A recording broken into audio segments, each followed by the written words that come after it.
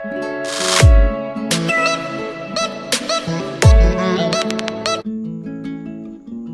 Swastiastu, selamat berjumpa kembali kepada kalian pelajar SMK, khususnya kelas 12. Kita berjumpa kembali dalam pembelajaran Bahasa Indonesia. Materi kita kali ini, kita akan membahas tentang teks editorial. Semoga kalian dalam keadaan sehat, masih bersama saya, pengampu mata pelajaran Bahasa Indonesia kelas 12, Putu Ardana Bukian. Mari kita mulai pembelajaran kita hari ini. Anak-anak sekalian, apa yang akan kita pelajari hari ini? Saya akan paparkan yang pertama terkait dengan definisi dari teks editorial. Yang kedua adalah tujuan teks editorial, jenis teks editorial, ciri-ciri teks editorial, dan struktur dari teks editorial. Selanjutnya, kira-kira di mana kita bisa menemukan teks editorial? Yang pertama, kita bisa menemukan di surat kabar atau di media massa, media cetak. Selain itu, kita bisa melihat juga di media elektronik. Nah, media elektronik, televisi, internet, YouTube, itu bisa kita lihat bentuk-bentuk editorial yang merupakan sajian berupa video. Berikut kita akan simak bagaimana sih bentuk editorial video. Tepis keraguan obat COVID-19. Sampai sekarang belum ada satu statement yang menyatakan bahwa ini ada obat yang manjur dan aman untuk COVID-19. Semuanya masih dalam fase uji klinik.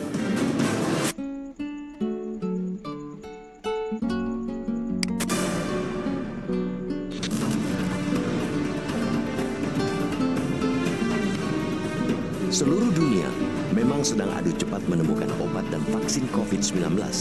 Jelas, kita juga tidak boleh ketinggalan. Sebab itu, bukan hanya soal prestis, melainkan terpenting demi keselamatan bangsa dan juga kemandirian kesehatan. Semakin cepat obat maupun vaksin yang teruji hadir, berarti semakin cepat pula pemulihan ekonomi. Pengujian vaksin luar negeri maupun pengembangan vaksin merah putih sama pentingnya. Begitu pula dengan riset penemuan obat COVID-19 dari berbagai lembaga yang ada di dalam negeri. Justru, setiap lembaga yang kompeten semestinya merasa terpanggil untuk ikut meriset obat bagi virus corona baru ini. Di sisi lain, urgensi bukan lantas klaim gegabah. Pengujian dan data yang serba tidak jelas harus kita tolak. Sebesar apapun lembaga yang mengusungnya, klaim remang-remang sama saja pintu petaka. Gegabah obat corona ini harus kita sadari benar, karena potensinya kerugiannya bertambah. Kita bukan hanya bicara klaim dari perorangan, melainkan juga klaim-klaim yang dibuat oleh universitas maupun lembaga lainnya. Seluruh klaim perorangan maupun lembaga harus tunduk pada keputusan otoritas obat di negeri ini, yaitu Badan Pengawas Obat dan Makanan atau BPOM. Dalam konteks itu, patut diapresiasi temuan obat COVID-19 yang dikembangkan tim Universitas Airlangga atau UNER Surabaya bekerja sama dengan TNI Angkatan Darat dan Badan Intelijen Negara atau BIN. Obat tersebut bukanlah hasil ciptaan sendiri, melainkan hasil kombinasi dari obat-obat yang sudah ada yang selama ini digunakan untuk pasien malaria, HIV, dan penyakit lainnya. Obat-obatan yang diteliti meliputi azitromisin, hidroksikloroquine, clarithromycin, doxycycline, lopinavir, ritonavir, favipiravir, dan kombinasinya. Sejak virus ini dinyatakan menjangkiti Indonesia awal Maret, BIN melakukan tes cepat berupa rapid test serta swab test di seluruh daerah Indonesia, diantaranya Jabodetabek, Bandung, dan Surabaya. BIN juga melakukan tracing serta treatment agar pasien positif COVID-19 bisa kembali pulih. Langkah selanjutnya ialah menginisiasi pembuatan obat COVID-19 dengan menggandeng UNER sebagai peneliti. Dari penelitian yang dilakukan UNER dan diinisiasi BIN bekerja sama dengan TNI Angkatan Darat itu akhirnya membuahkan hasil positif dengan telah lolosnya uji klinis tahap 3. Penjelasan resmi pihak UNER menyebutkan bahwa uji klinis terhadap manusia dilakukan pada Juli dengan mengikutsertakan sekitar 750 pasien COVID-19 yang tersebar di 13 rumah sakit di Pulau Jawa. Pasien COVID-19 yang dimasukkan dalam uji klinis itu berstatus sakit ringan, sedang, dan berat, serta bergejala. Ketika pasien-pasien tersebut diberikan 3 macam obat kombinasi dalam rentang waktu antara 1-3 hari atau 1 hingga 7 hari, tingkat kesembuhan diklaim mencapai 90%. Klaim boleh-boleh saja, akan tetapi semua pihak harus tunduk pada uji klinis yang akan dilakukan BPOM untuk mendapatkan izin edar. Demi keselamatan bangsa, negara harus memberikan dukungan penuh kepada BPOM untuk melakukan tugasnya dengan independen. Adanya tekanan yang memengaruhi kerja BPOM harus ditindak selayaknya musuh bersama. Elok nian bila BPOM dalam menjalankan tugasnya, selain independen, juga terbuka kepada publik. Keterbukaan itu sangat penting untuk menepis keraguan yang menyertai penemuan obat COVID-19 oleh 3 lembaga tersebut.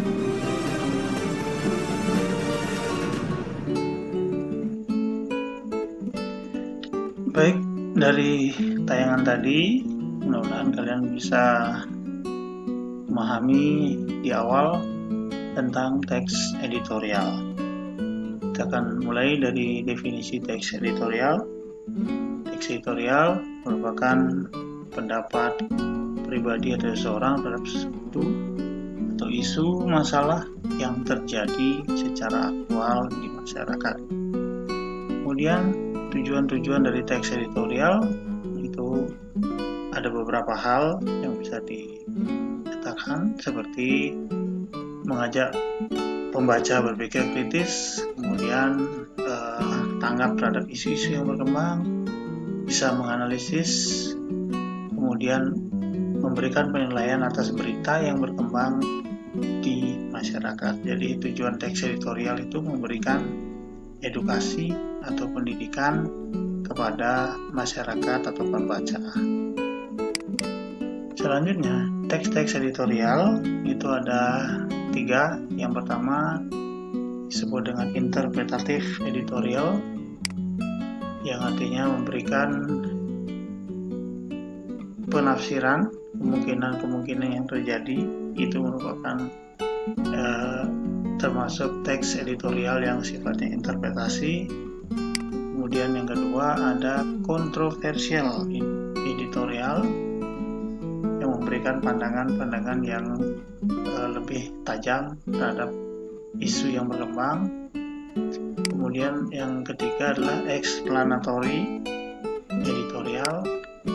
Itu disebut dengan explanatory karena memberikan rincian yang sangat detail terkait perkembangan isu yang terjadi di masyarakat. Selanjutnya, ciri-ciri dari teks editorial bisa kalian cermati. Dari sisi tema tulisannya tentunya hangat, kemudian dibicarakan masih sangat faktual gitu ya. Kemudian yang kedua bersifat sistematis dan logis karena analisisnya. Yang ketiga, tulisan ini berupa opini, pendapat, tetapi masih berdasarkan analisis kritis. Yang keempat adalah tentunya editorial itu harus menarik dibaca sehingga mampu mengkritisi, meningkatkan daya kritis pembaca. Tentunya dengan kalimat-kalimat yang singkat, padat, lugas, dan sangat jelas. Dari sisi struktur teks editorial itu ada 3. Yang pertama ada pernyataan tesis, ada pernyataan pendapat di awal disebut dengan tesis. Kemudian ada argumentasi yang merupakan inti dari teks editorial itu sendiri. Jadi di sini akan muncul pendapat dari penulis, kemudian pendapat para ahli, sekaligus fakta-fakta yang dimunculkan dalam teks editorial muncul di bagian argumentasi. Kemudian yang ketiga itu adalah bagian pernyataan penegas atau sering disebut dengan reiteration.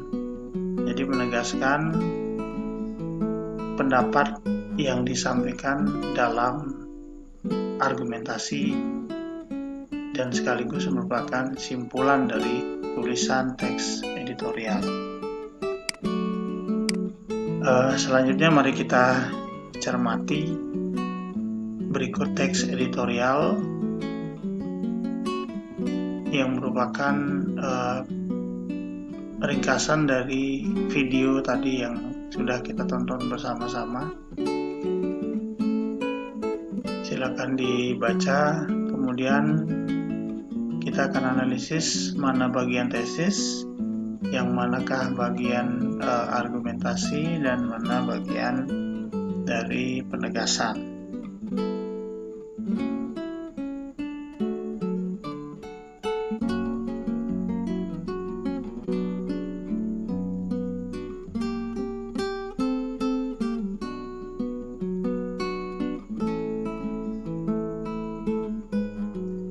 Baik, kita mulai untuk menganalisis. Yang pertama, kita akan tandai bagian awal, kemudian bagian tengah, dan bagian akhir dari tulisan ini.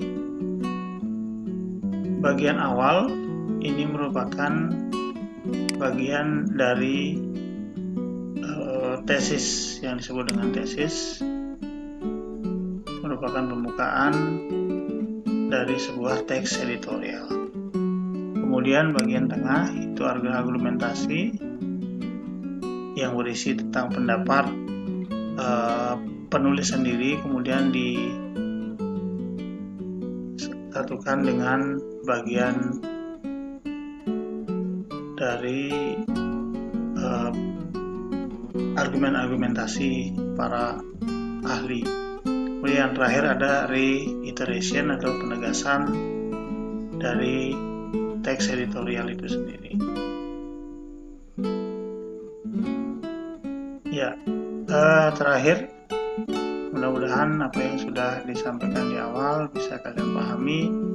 Jadi bisa kita simpulkan bahwa teks editorial merupakan ulasan atau isu informasi hangat yang berkembang di masyarakat dengan tujuan memberikan informasi kepada pembaca yang berdasarkan pemahaman teori dan analitik pengamat, kemudian memberikan pemahaman terhadap pembaca dan sekaligus memberikan penilaian serta pengambilan keputusan atas isu yang berkembang di masyarakat. Jadi kita bisa simpulkan bahwa teks editorial itu ulasan yang bisa memberikan informasi kepada masyarakat sehingga pembaca itu bisa memutuskan apa yang baik dan benar dalam isu yang berkembang.